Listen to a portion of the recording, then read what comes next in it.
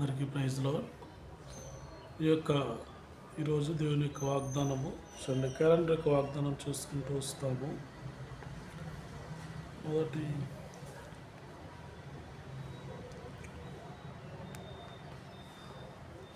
చూడండి, రెండవ రాజుల గ్రంథము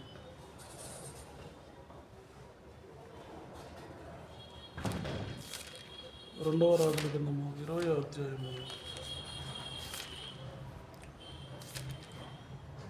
5వ వచనం. రెండవ రాజుల గ్రంథము 20వ అధ్యాయము 5వ వచనం. అక్కడ మనం చూసినట్లయితే, నీవు తిరిగి నా ప్రజలకు అధిపతి అయిన హిజ్కియా వద్దకు పోయి అతనితో ఇట్లను, నీ పితరుడైన దావీదునకు దేవుడు యెహోవా నీకు సెలవిచ్చినదేమనగా, నీవు కన్నీళ్లు విడిచుట చూచితిని, నీ ప్రార్థన నేను అంగీకరించి ఉన్నాను, నేను నిన్ను బాగు చేసేదను. 3వ దినమున నీవు యెహోవా మందిరమునకు ఎక్కిపోవుదువు. చదవంటి లేఖన భాగం ప్రవాసిదించి దీవించినగాక. ప్రభు సాయం కొరకు ప్రార్థన చేసుకుందాం. ప్రేమల తండ్రి, మీ యొక్క నామమున స్తుతిస్తున్నాం. ఆ యొక్క భాగం దీవించండి, ఆశీర్వదించండి. ఎవరైతే ప్రభా చూస్తున్నారో వింటున్నారో ప్రభా వారి హృదయంలో కార్యం జరిగించు, నీ గొప్ప సంఖ్యలు నెరవేర్చుకుని మా ప్రభువును రక్షణ యేసుక్రీస్తున్నాము స్తుతించి ప్రార్థన వేడుకున్నాము తండ్రి, ఆమేన్. చూడండి, ఇక్కడ మనం చూసినట్లయితే ఈ యొక్క వచనంలో మనం ప్రతిరోజు చూసినటువంటి యొక్క 3 భాగములను మనం చూసుకుంటూ వస్తాం. చూడండి, ఈ యొక్క వచనంలో నేను నిన్ను బాగు చేసేదను చివరి యొక్క మాటలో ఉంటుంది. చివరి యొక్క లైన్లో నేను నిన్ను బాగు చేసేదను.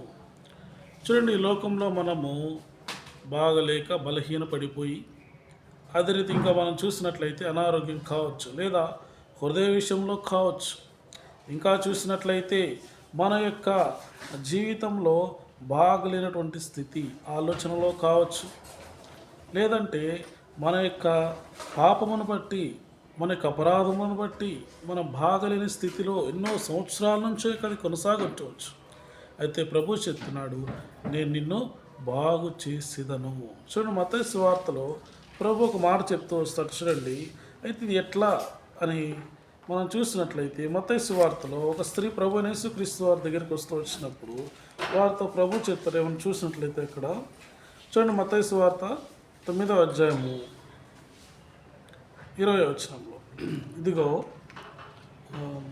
ఆ సమయమున 12 సంవత్సరముల నుంచి రక్తస్రావం గల ఒక స్త్రీ, నేను ఆయన పై వస్త్రము మాత్రం ముట్టితే బాగుపడదని తనలో తాను అనుకొని ఆయన వెనుకకు వచ్చి ఆయన వస్త్రపు చెంగు ముట్టెను. యేసు వెనుకకు తిరిగి ఆమెను చూచి, కుమారి ధైర్యంగా ఉంటాము, నీ విశ్వాసం నిన్ను బాగుపరచును చెప్పగా ఆ గడి నుండి ఆ స్త్రీ బాగుపడెను. కాబట్టి ఒక విశ్వాసము, మనం ఏ యొక్క విశ్వాసంతో మనం వస్తామో అప్పుడు మన యొక్క విశ్వాసమును బట్టి మనం బాగుపడేవారు ఉంటాం. కాబట్టి అనేక మంది జీవితాల్లో కార్యం జరగడం కారణం అంటే మనకి విశ్వాసం లేని వారికి మనం ఉంటాం. చూడండి, అక్కడ ఇంకో మాట మనం చూసినట్లయితే, అక్కడ ఇంకో మాట, ఇంకొక శతాధిపతి వచ్చి, నా దాసుడు బాగలేడు స్వస్థపరచుతో వచ్చినప్పుడు ఆ గడిలోనే ప్రభు చెప్పినటువంటి ఆ యొక్క గడిలోనే అతను బాగుపడేవాడిగా ఉంటూ వస్తాడు. కాబట్టి మనల్ని దేవుడు బాగుపరచాలన్నప్పుడు మన యొక్క జీవితంలో మనకు విశ్వాసత అనేది ఎంతైనా అవసరం. విశ్వాసంతో ప్రభు దగ్గరికి వచ్చినప్పుడు మనం బాగుపడేవారు ఉంటాము. కాబట్టి మన యొక్క జీవితాల్లో దేవుడు ఆ రీతిగా రక్షణ కలుగు చేసేవాడు ఉంటాడు. రక్షణ లేకుండా మనం యొక్క బాగలేని స్థితిలో మనం ఉంటూ వచ్చినప్పుడు ఆ యొక్క రక్షణ దేవుడు మనకు అనుగ్రహించేవాడిగా ఉంటాడు. రక్షణ ఇచ్చి మన యొక్క జీవితాన్ని, మన కుటుంబాలని దేవుడు బాగు చేసేవాడిగా ఉంటున్నాడు. చూడండి, అక్కడ ఇంకొక మాట మనం చూసినట్లయితే, ఆరాధన కొరకై ఆ యొక్క వచనంలో ఇంకో మాట మనం చూసినట్లయితే, అక్కడ మాట చూడండి, 5వ వచనంలోని, నీ పితరుడైన దావీదునకు దేవుడవు యెహోవా సెలవిచ్చినదేమనగా. చూడండి, మన యొక్క పితరుడైనటువంటి దావీదు దేవుడు యేసుక్రీస్తు వారి యొక్క వంశవాళ్ళు మనం గమనించినట్లయితే, ఆయన యొక్క దావీదు అనేటువంటి రాజు యొక్క వంశం నుంచి వచ్చిన వాడిగా మనం చూస్తాం. అయితే దావీదు విషయంలో దేవుడు ఏం చెప్తుంటే, నా హృదయానుసారైనటువంటి దావీదు. ఇంకో మాట ఏంటంటే, నా ఆజ్ఞ ఇతను నా కట్టడలు నెరవేర్చేవాడు, నాకు ఇష్టపూర్వకమైన వాడు. హెబ్రీయులకు రాసిన పత్రిక యొక్క అపోస్తల కార్యాలకు మాట ఉంటుంది, దావీదు నాకు ఇష్టపూర్వకమైన వాడు, నేను ఏర్పరచుకున్నవాడు. చూడండి, దావీదు దేవుడికి ఎందుకు ఇష్టపూర్వకుడు అవుతూ వచ్చినాడు అంటే ఆ యొక్క దావీదును అనేక మంది దూషిస్తూ వచ్చినాడు. కానీ ఎక్కడా కూడా దావీదు తనని ఎదుటి దూషించే సందర్భాలు లేకపోలేదు. తన కుమారుడు కావచ్చు, ఆ తర్వాత ఇంకా చూసినట్లయితే దావీదు యొక్క షిమి అనేటువంటి ఒక దాసుడు కావచ్చు, ఆయన కష్టమైనటువంటి అనేక పరిస్థితులు ఉండా దావీదు వెళ్తూ వచ్చినప్పుడు ప్రతి పరిస్థితిలో కూడా యొక్క దావీదు యొక్క జీవితం చూసినట్లయితే ఎన్నో శ్రమలు గుండా వెళ్తూ వచ్చిన వాడు ఉంటున్నాడు. అయితే అలాంటి యొక్క పరిస్థితిలో కూడా ఎలాంటి యొక్క పరిస్థితి వస్తూ వచ్చిందంటే దావీదు దేవుని వైపు చూసిన వాడు ఉన్నాడు. కాబట్టి అందుకన్నాడు దావీదు నా ఇష్టానుసారుడు మనుష్యుడు. కాబట్టి ప్రభువైన యేసుక్రీస్తు వారు కూడా ఆయన యొక్క మన కొరకై ఈ లోకంలో ఎన్నో శ్రమలు పొందుతూ వచ్చినాడు, ఎన్నో ఇబ్బందులు పడుతూ వచ్చినాడు. మన పితరులు మన కొరకై మన తండ్రి పరలోకమందున తండ్రి అని మనం ప్రార్థన చేస్తాం కదా, పరలోకమందున తండ్రి అని చెప్తాం కదా. మన కొరకై ఆయన శిలువలో తన ప్రాణం అర్పించేంతగా మన శ్రమనందుతూ వచ్చినాడు. చూడండి, ఆయన గెత్సేమనే తోటలో ప్రభు ఎంతో బాధపడుతూ వచ్చినాడు. మత్తయి సువార్తలో 27వ అధ్యాయంలో మనం చూసినట్లయితే ప్రభు చెప్తాను, నేను ఎంతో శ్రమ పొందుతూ వచ్చినాను. చూడండి, అక్కడ మనం చూసినట్లయితే మత్తయి సువార్త 26వ అధ్యాయంలో చూడండి ప్రభు చెప్తాడు 36వ వచనంలో, అంతటా యేసు వారితో కూడా గెత్సేమనే ఉన్న చోటుకు వచ్చి, నేను అక్కడికి వెళ్ళి ప్రార్థన చేసి వచ్చే వరకు మీరు ఇక్కడ కూర్చునని శిష్యులతో చెప్పి పేతురును జెబెదయి 2 కుమారులను వెంటబెట్టుకొని పోయి దుఃఖపోటకు చింతాక్రాంతుడగుటకును మొదలుపెట్టాను.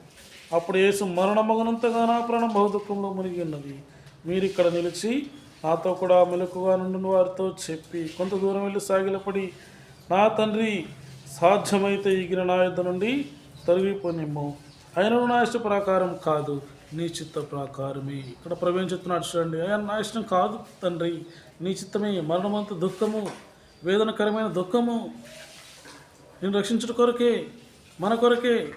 చూడండి, ఆ ప్రభువుని బట్టి మనము ఈ యొక్క దిన మన పితరుడైన దావీదు యొక్క, అందుకే బైబిల్ ఒక మాట ఉంటుంది, నా దాసుడైన దావీదుని బట్టి ఈ యొక్క పట్టణమును కాపాడదని అంటాడు. కాబట్టి ఈరోజు మనం కాపాడబడుతున్నామంటే, సంరక్షించబడుతున్నామంటే, ఈరోజు మనం బతికున్నామంటే, సజీవులుగా ఉన్నామంటే దానికి కారణము ఆ యొక్క మన కొరకై మన ప్రభువైనటువంటి యేసుక్రీస్తు వారు కార్చినటువంటి ఆ యొక్క రక్తము, ఆయన కలవరి శిలువలో చిందించిన ఆ యొక్క రక్తమును బట్టి ప్రభు మనల్ని ప్రేమించి అందును బట్టి మనం ఈరోజు సజీవులుగా ఉంటూ వచ్చినాం. కాబట్టి అందును బట్టి ప్రభుని మనము ఆరాధించే వారికి ఉండాలి. చూడండి, మూడవదిగా మనం చూసినట్లయితే ఆ యొక్క విషయంలో ప్రార్థన యొక్క అనుభవంలోకి మనం వెళ్ళినట్లయితే చూడండి, 2వ రాజుల గ్రంథము 20వ అధ్యాయంలో అక్కడ హిజ్కియా ప్రార్థన చేస్తున్నాడు. చూడండి, 2వ రాజుల గ్రంథము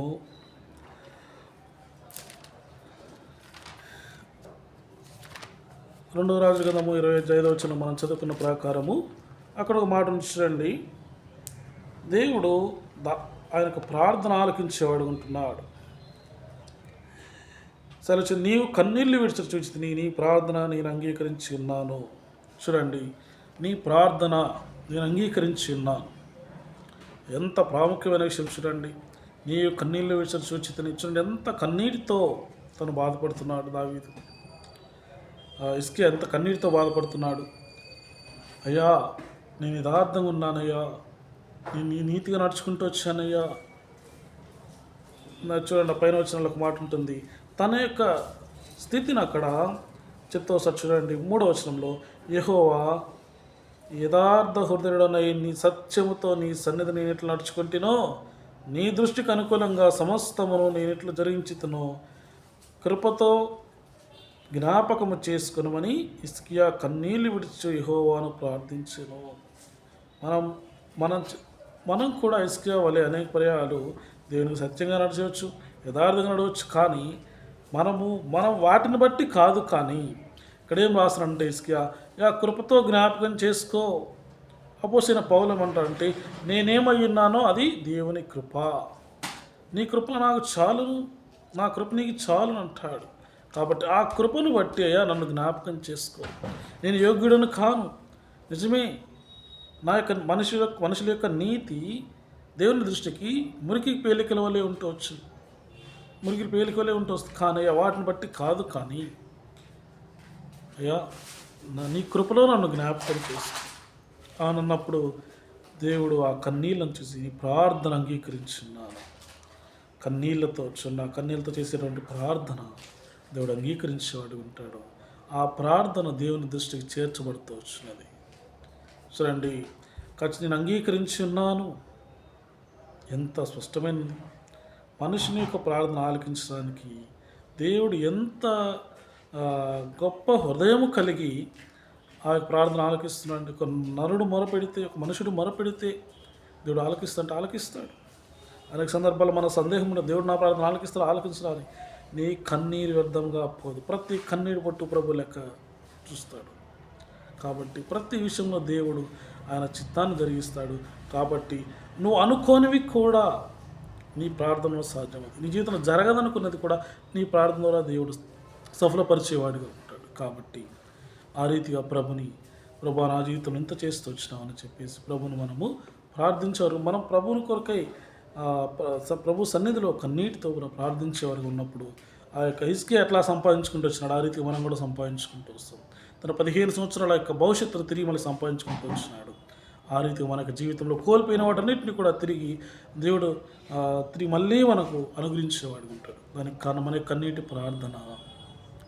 కాబట్టి మనం కూడా ఆ రీతిగా ప్రార్థించేవారిగా ఉండాలి. మొదటిగా రక్షణ, రెండవదిగా ఆరాధన కనపాము, మూడవదిగా ప్రార్థన. ఈ 3 అనుభవాల్లో ప్రభును మనము ఈ దినమంతా కూడా ప్రభు యొక్క నడిపింపులో మనము కొనసాగి నడిపించుము గాక. దేవుడి యొక్క వాక్య భాగం దీవించును గాక. అందరికీ ప్రైజ్ లార్డ్. రండి ప్రార్థన చేసుకుంటాం. ప్రేమగా తండ్రి వాక్యం దీవించండి. ఎవరైతే వింటున్నారో వారికి నీ కృపణ గురించి దీవెనకరంగా నీ ఉన్నత పెద్ద విషయంగా నెరవేర్చమని, నీ కృపణ గురించమని అనేకులకు ప్రభావం చిత్తమవుతారు. ఎవరైతే చూస్తున్నారో అందరి విషయంలో నీ కృపణ గురించి దీవెనకరంగా చేయమని యేసు ప్రభునామమున స్తుతించి ప్రార్థించి కనపరిచి వేడుకుంటున్నాను తండ్రి. ఆమేన్. మీ యొక్క ప్రార్థన అవసరాలు ఏమైనా ఉన్నాయో ఈ యొక్క వాట్సాప్ నెంబర్కి పంపించండి. మీ కొరకై ప్రతినిత్యం మేము ప్రార్థన చేస్తూ వస్తాం. అందరికీ మరియు ప్రైజ్ లార్డ్.